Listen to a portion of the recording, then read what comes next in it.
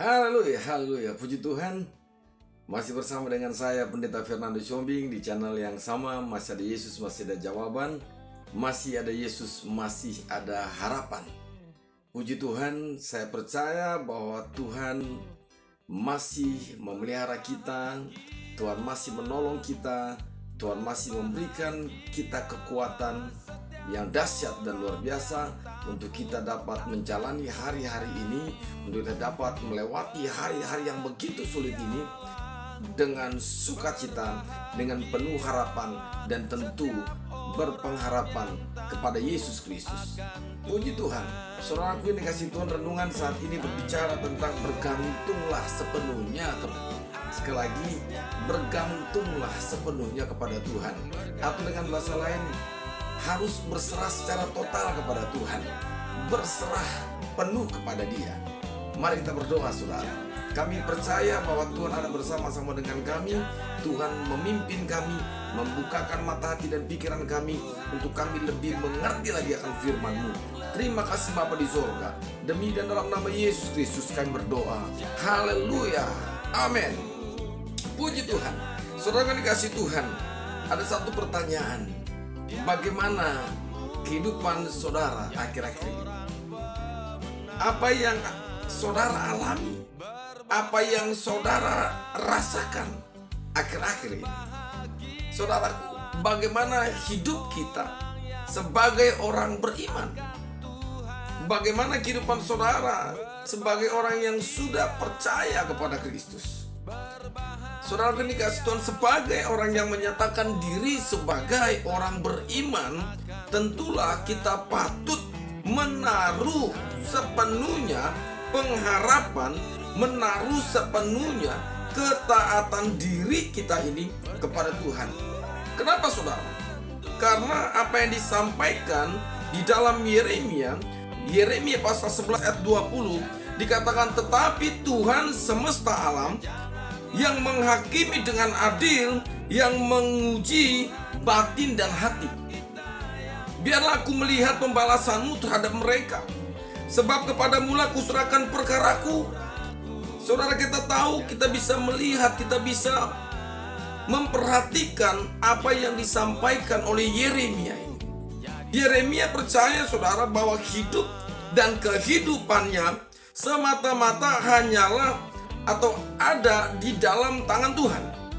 Kehidupan Yeremia, dia yakin dan percaya bahwa hidupnya semata-mata ada di dalam tangan Tuhan. Sekalipun apa saudara, sekalipun orang merancangkan sesuatu hal yang buruk, sekalipun orang merancangkan segala sesuatu yang jahat, namun saudara, Yeremia percaya bahwa Tuhan sanggup, Tuhan pasti merancangkan segala sesuatu yang baik bagi hidupnya. Tentu juga berlaku bagi saudara dan saya. Sekalipun orang akan membuat saudara jatuh, sekalipun orang akan menikam saudara dari belakang, sekalipun orang ingin menghancurkan reputasi saudara, namun percayalah, sebagai orang percaya, sebagai orang beriman, Tuhan akan berperkara, Tuhan akan memimpin setiap langkah hidup kita. Haleluya.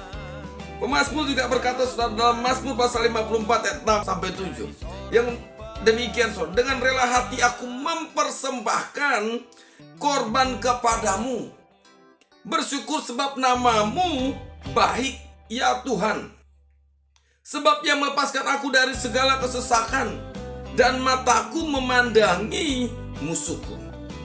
Saudara yang dikasih Tuhan, ini kita dapat lihat kepasrahan kepada Tuhan. Kata pasrah ini berarti kita sudah memberikan, sudah menyerahkan seluruh hidup ini ke dalam tangan Tuhan. Tuhan yang berkehendak, Tuhan yang mengontrol itu, Tuhan yang memimpin setiap langkah hidup.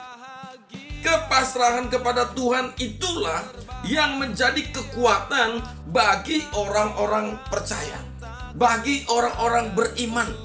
Tentu itulah yang diajarkan oleh Tuhan Yesus kepada para murid-muridnya.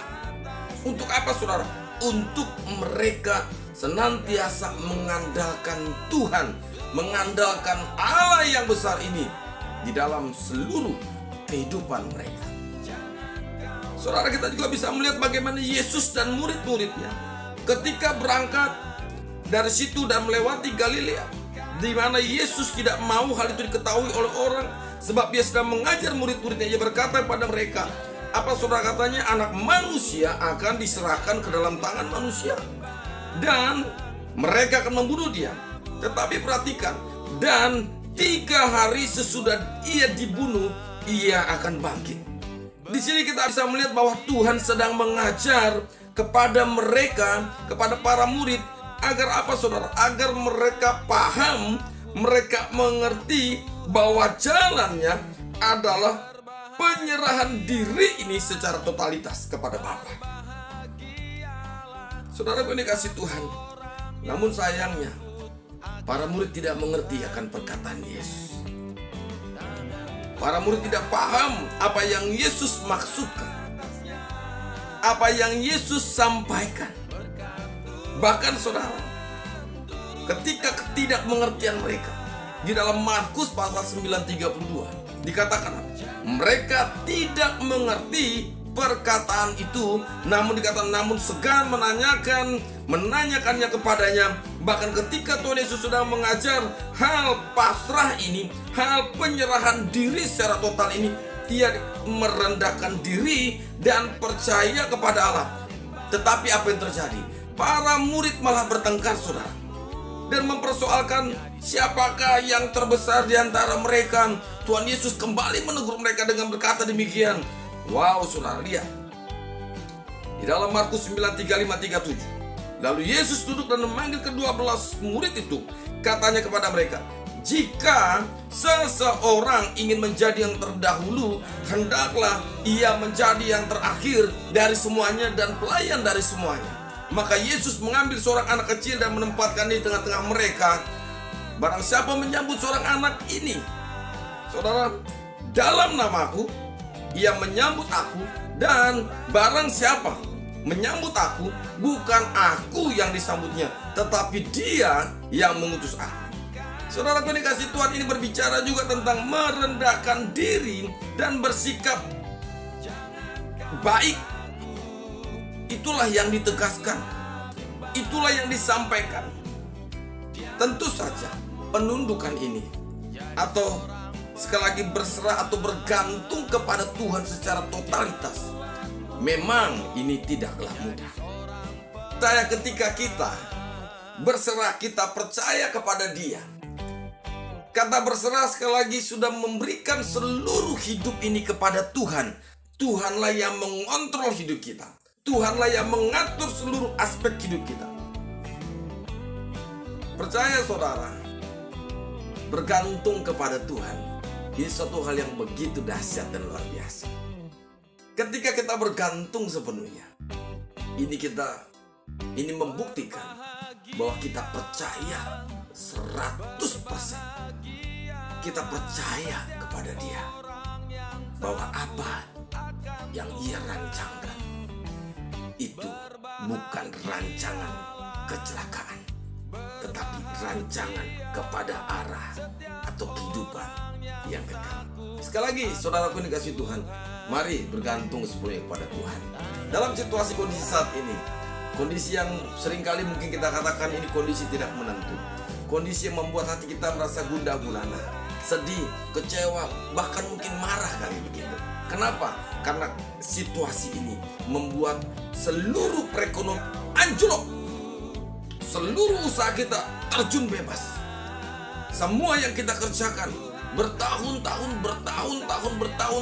hancur seketika. Ada begitu banyak perusahaan-perusahaan yang bangkrut. Ada begitu banyak para bisnismen yang gulung tikar, saudara. Mereka tidak tahu apa yang harus mereka lakukan.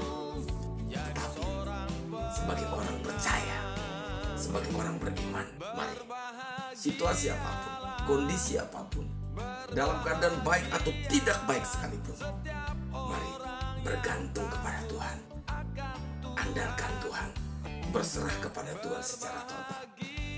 Bukankah ada satu pujian yang mengatakan, aku berserah, aku berserah pada Yesus Juru Selamat aku berserah. Saudaraku, sekali lagi, berserahlah kepada Tuhan, bergantung sepenuhnya kepada. Percayalah, Ia pasti akan menolongmu. Masih ada Yesus, masih ada jawaban. Masih ada Yesus, masih ada harapan. Tuhan Yesus memberkati. Amin.